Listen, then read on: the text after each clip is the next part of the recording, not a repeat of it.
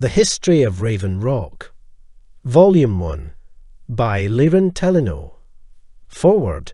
Raven Rock is one of the more interesting colonies of Morrowind of the last 2 centuries.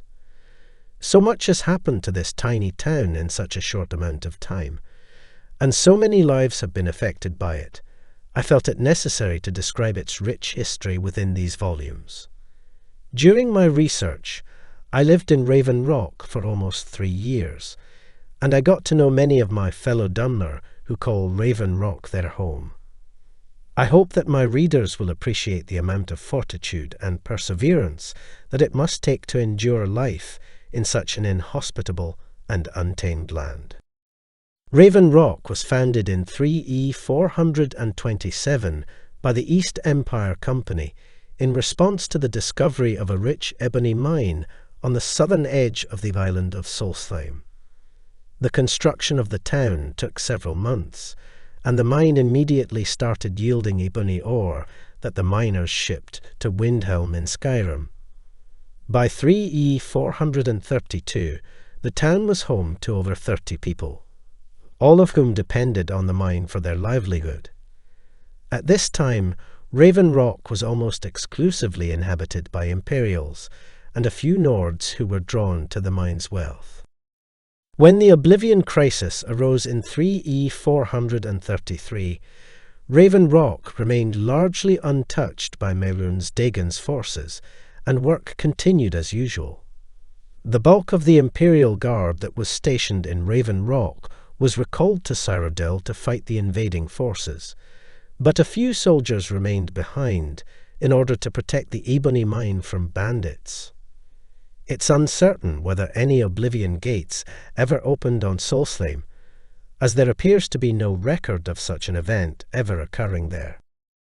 In the first year of the 4th Era, after the destruction of Aldrun, many of the Dunmer great houses sent out small groups of their own to seek places to re-establish themselves.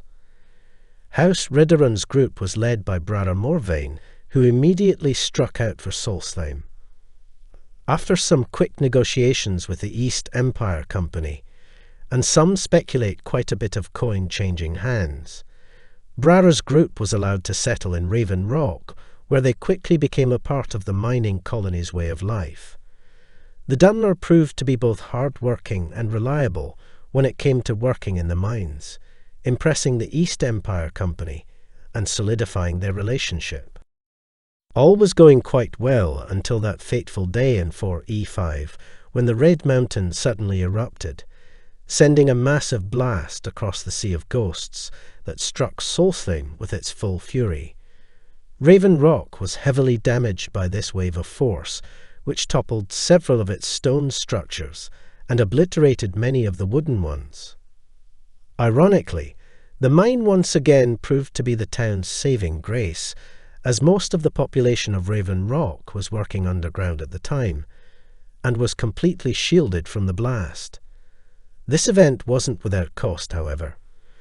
Raven Rock was heavily dependent on nearby Fort Frostmoth for its defence, but the eruption had almost completely wiped it from the face of Solstheim.